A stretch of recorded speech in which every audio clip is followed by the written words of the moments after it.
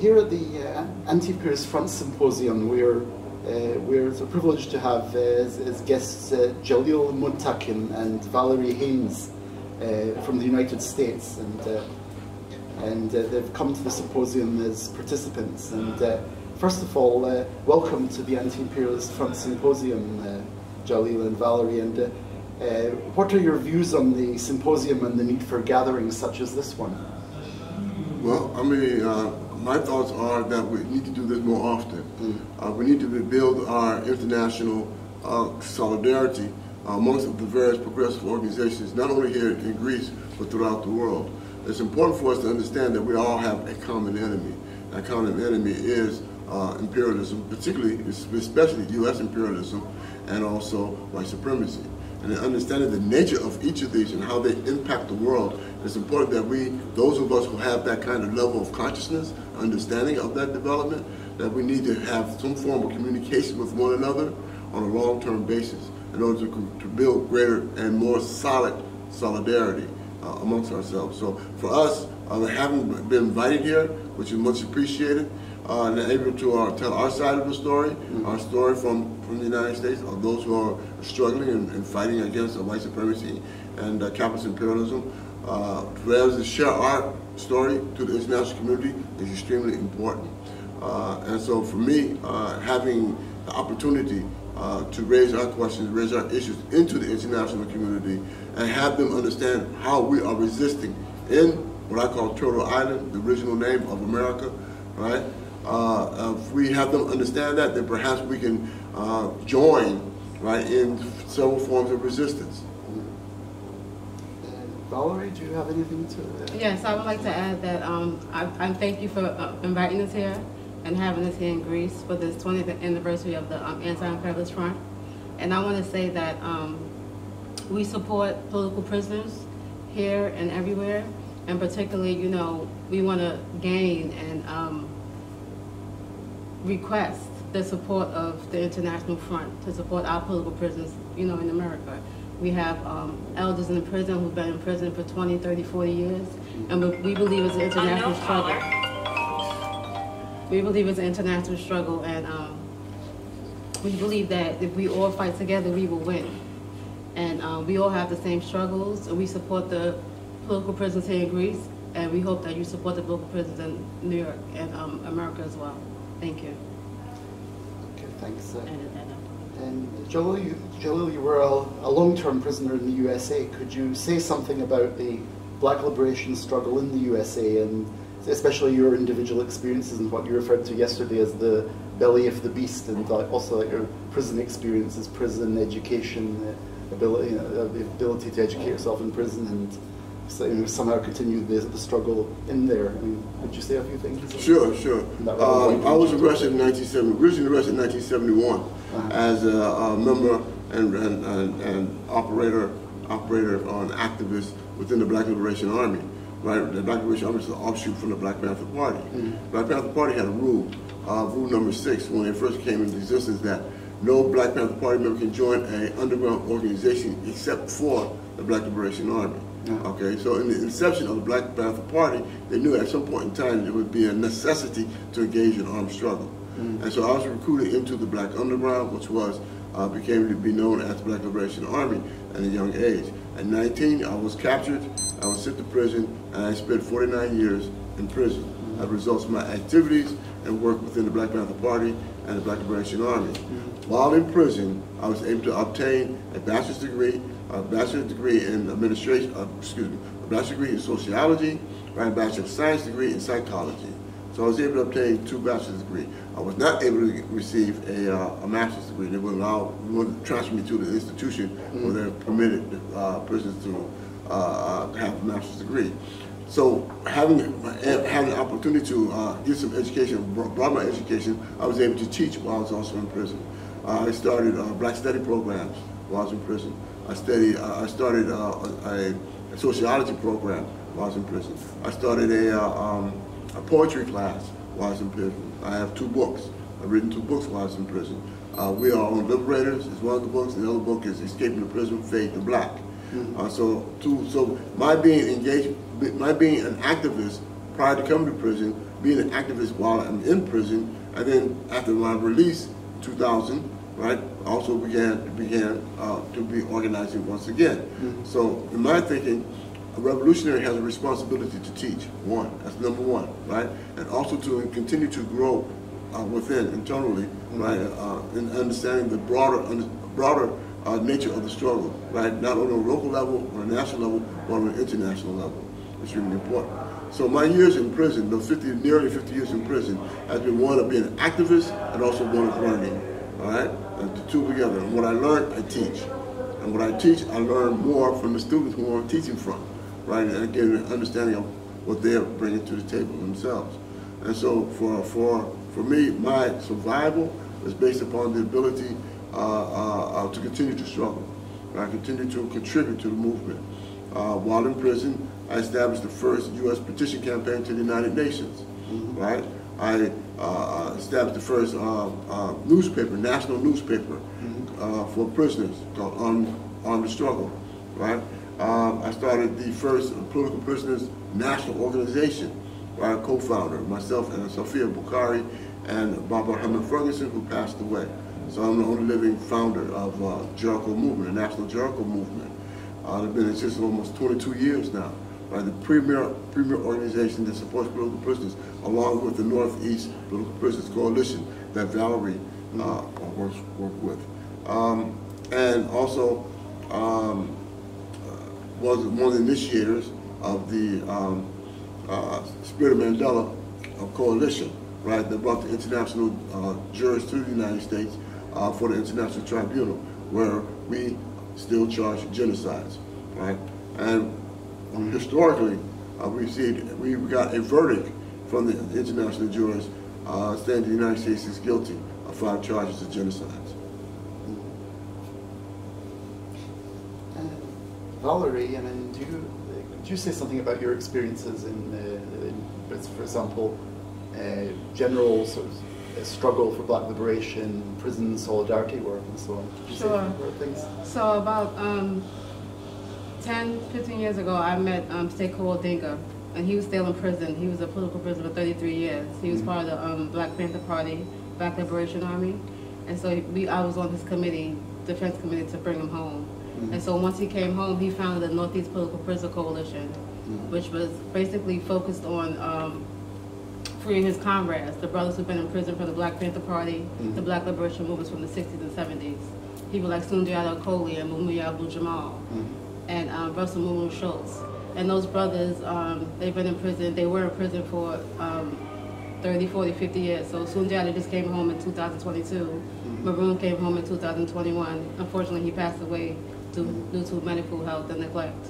So the work that I've been doing for the past 10 years has been trying to bring attention to the fact that U.S.-held political prisons do exist, even though America denies that fact, and understanding that this resistance is a legacy. Like, my job is to carry on that legacy and to educate people who don't know about the existence of political prisoners. So that's why I'm doing this work. Okay. Jalil, how do you view the current struggles and conflicts going on in the world? The world is obviously an increasingly violent place as well. It is. It is. More so in fact, they have us on the possible brink of nuclear warfare. As a result of the United States trying to surround Russia with NATO forces and curtail the ability of Russia to be a sovereign nation in and of itself. You know, they were successful when they destroyed the USSR. Now they're trying to destroy Russia as an entity in and of itself. We know that that's not going to happen, right? That the freedom-loving people of the world is going to support the Russian struggle against NATO and U.S. forces. We also understand that the United States is also engaging and continue to engage in conflicts of what we call low-intensity conflicts around the world. I think they have low-intensity conflicts in 47 countries around the world as of now, right? They have sanctions in 60 countries as of now. And so when we understand the nature from which the United States is encroaching upon people's sovereignty, encroaching on people's human rights, then we understand the United States in terms of imperialist power as an empire, right, is one that's detrimental to the entire planet. When I say that, I mean that in terms of not only profiteering and exploiting the resources of other peoples and nations, right? They're also destroying the planet about its pollution. That's carried on by imperialist powers, who's seeking and function in the capacity of operating in support of corporations. One thing we got to understand in terms of the United States, and a lot of people don't understand, the United States is a corporation, right? And as a result, being a corporation, it works in behalf of other corporations. That's what corporations do. Okay, so when we look at the basis from which this imperialist nation operates, we know that it operates, in my opinion, right, based upon the same principles of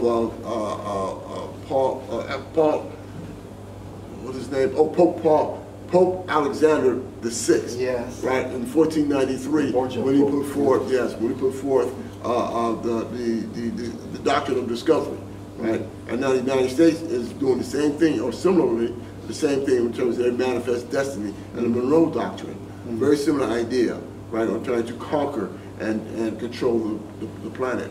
And so for us, it's important for us to have the kind of anti-imperialist movement, right, in support of those who have been oppressed by the imperialists.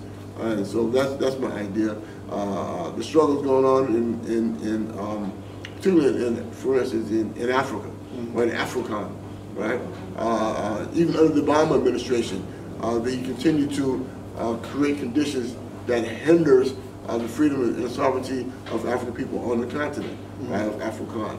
And they say that they're trying to counter the incursions of Chinese into Africa.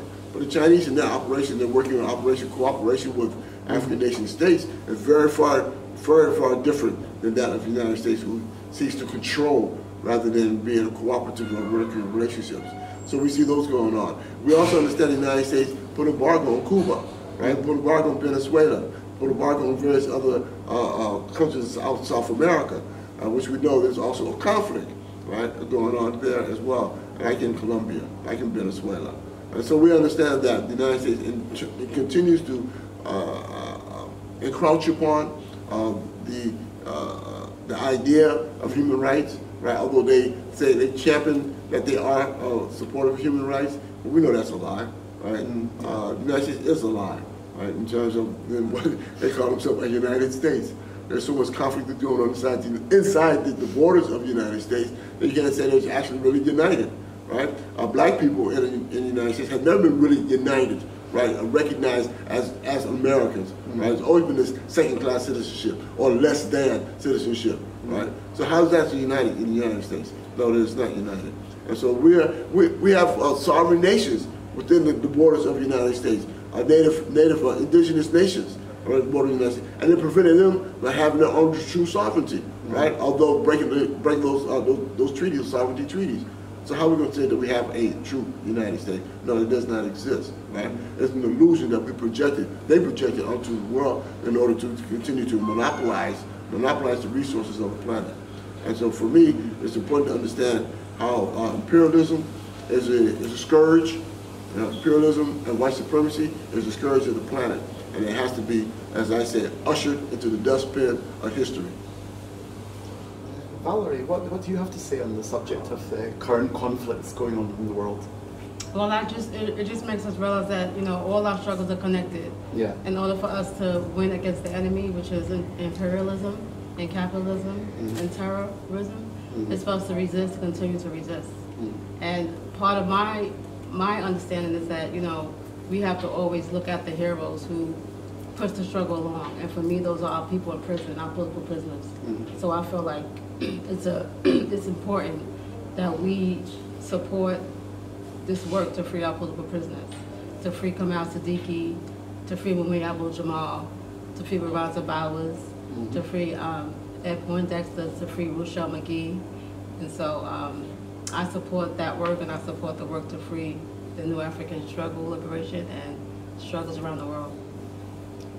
Thank you very much. This is the 20th anniversary symposium interview for Anti Imperialist Front TV, and an interview today with Jalil Muntaqim and Valerie Haynes, who are long-term supporters and activists in the struggle for black liberation in the United States. Thank you very much. Thank you, Steve. Thank you, Steve. Say a few things about the struggle against drugs and in the United States and the attempts by the system to encourage drug addiction and abuse in the ghettos in the United States. Absolutely. I think it's important for us to understand that drugs is a means to suppress movements. Right? It's been used as a way to suppress movements. Here in the United States, particularly in the United States, they use it as a way to distract from individuals, particularly young people, to engage in revolutionary struggle. During the late 60s, right, they inundated our communities with crack and crack cocaine. And this was CIA operations. It's well established and known fact that the CIA operations to bring cocaine into the United States. The Iran-Contra debacle was based upon them exchanging weapons for drugs and bringing them into the United States. And so what happened is that after the struggles of the 60s and 70s, they knew that they had a revolutionary situation going on, right? They, naturally through COINTELPRO, counterintelligence program, they destroyed the movement, right? And then they inundated or filled our communities with drugs, like cocaine, heroin, and crack, right? In order to suppress a movement. And so we have been fighting against drug addiction. Matter of fact, one of our major political prisoners, who unfortunately is dying in prison, Dr. Mutulu Shakur, he used acupuncture as a way to address the issues of addiction, right? Very well known for using acupuncture as a process for dealing with the issues of addiction. Not only that, but the Black Panther Party used to run drug dealers off the corner, get them out of our community. Right? That's one of the things that we did. We had to do so. Okay, and I know that's some of the situations that happened here, also in Greece, fighting against the drug dealers. And so we know that there is a monetary incentive to keep our community impoverished, right, and then use drugs as an illegitimate capitalist method from which we can have some forms of finances in those communities, money being transferred in those communities. What happens is that it is destroying the community rather than enhancing the prosperity of the community. It is destroying lives. And what we're saying that it is basically chemical warfare against the black, brown, indigenous community. And I just want to mention that he spoke about Dr. Mutulu Shakur. One of the things that happened with Dr. Mutulu Shakur when he was targeted is because he was trying to stop the drugs being bought. He was trying to make our people, he was trying to heal them with the acupuncture, but the government wanted to inundate the community with drugs. So that was why Mutulu was targeted as well, because he was trying to get the drugs out the neighborhood. So they said, oh, we have to make sure we get rid of Dr. Mutulu. And that's what they did by taking him off the streets and putting him in prison. Okay, that's fine, I think, yeah.